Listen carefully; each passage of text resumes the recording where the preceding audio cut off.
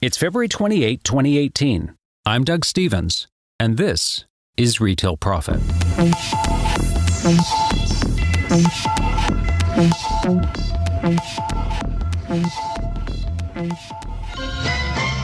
Your dollar's ahead with S&H Green Stamps. Save those S&H Green Stamps at your S&H Redemption Store. There's exactly the gift you've been saving for.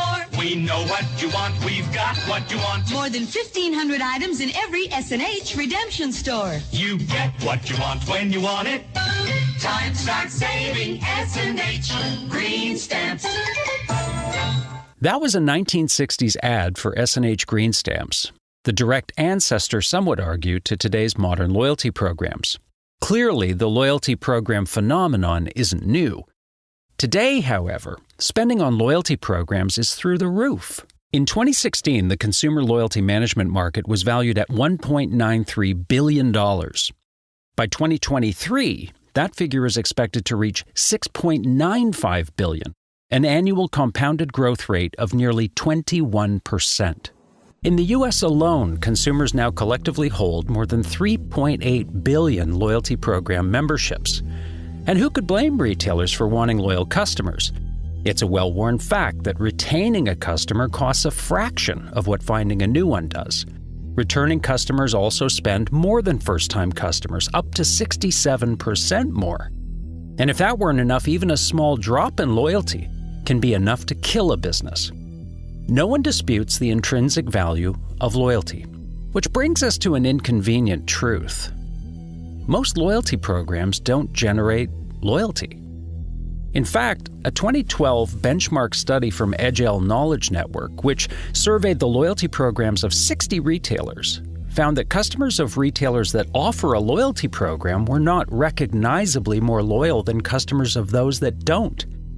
What's worse, according to the same study, is that 81% of loyalty program members don't even understand what their rewards entitlements consist of or how they're redeemed. And this shouldn't come as a surprise, considering that the average household belongs to 18 loyalty schemes.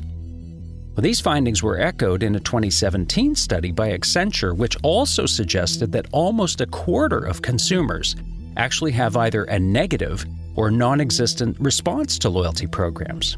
Here's the real punch in the gut, though. According to a 2015 study by Colloquy, only 42% of loyalty program members are even active or engaged.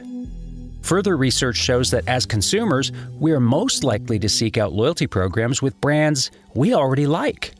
Thus, many retailers are spending mountains of money to retain the very customers they had the least chance of losing to begin with, in essence subsidizing purchases that would have been made anyway.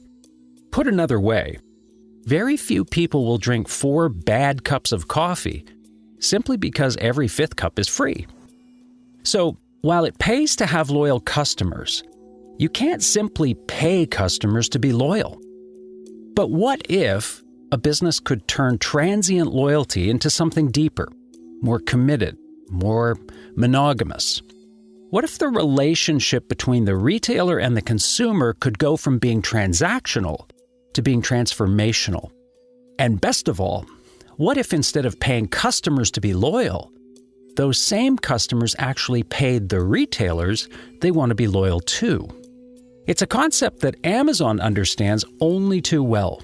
In its latest quarter, Amazon reported growing its paid Prime membership ranks by 47%. Prime consumption junkies spend 250% more each year than non-members. And in fact, an astonishing 82% of households with incomes over $110,000 per year are Prime members. And while standard loyalty programs tend to bleed engagement over time, Prime members actually become more engaged. Consumer intelligence research partners noted that 73% of 30-day trial subscribers end up paying for the first full year of Amazon Prime. 91% of first-year paid subscribers renew for a second year, and 96% of second-year paid subscribers renew for a third year, according to Jeff Bezos himself. If you look at Prime members, they buy more on Amazon than non-Prime members, and one of the reasons they do that is once they've paid their annual fee, they're looking around to see how can I get more value out of the program. The difference, of course, is that Prime is not merely a points or reward system, but rather a carefully curated ecosystem of value, service, and content. It's the veritable key to the kingdom of all that Amazon has to offer. Special pricing, promotions, streaming music, on-demand video, and of course, fast free shipping are among the benefits that members are willing to spend $99 per year to access. And Amazon is merely the tip of a growing spear of retailers awakening to the power of paid membership. GameStop's Power Up Pro and Elite membership programs, $14.99 and $29.99 per year respectively, offer members a select set of special gifts, discounts, benefits, and privileges. Restoration Hardware's RH member program costs $100 per year to join and offers members a range of perks and privileges, including free interior design services and early access to promotional events.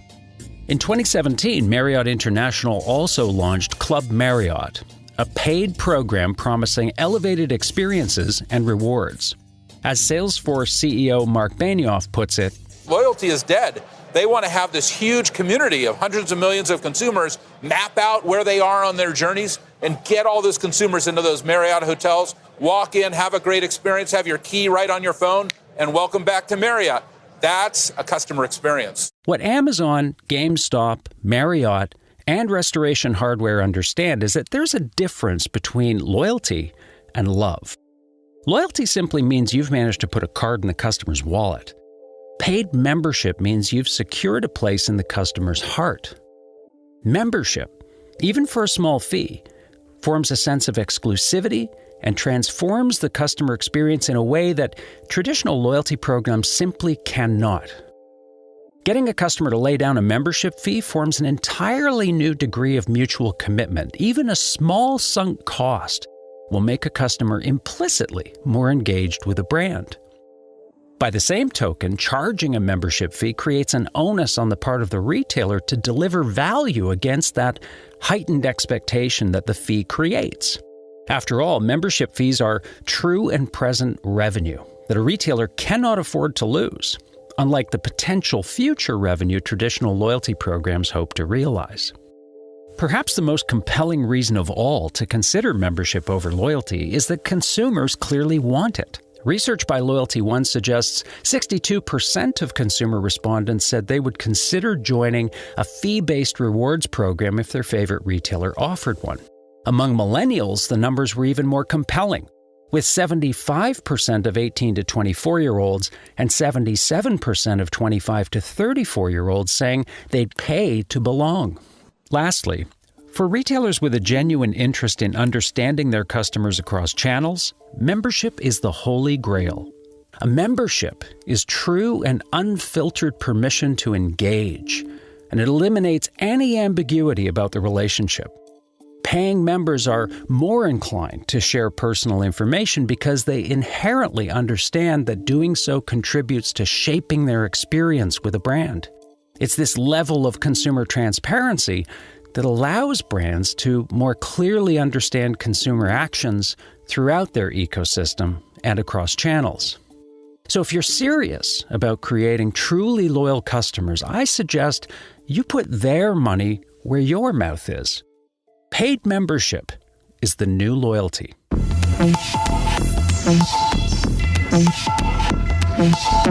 You've been listening to Retail Profit. For more on this and other trends, visit our website at retailprofit.com and follow us on Twitter @retailprofit.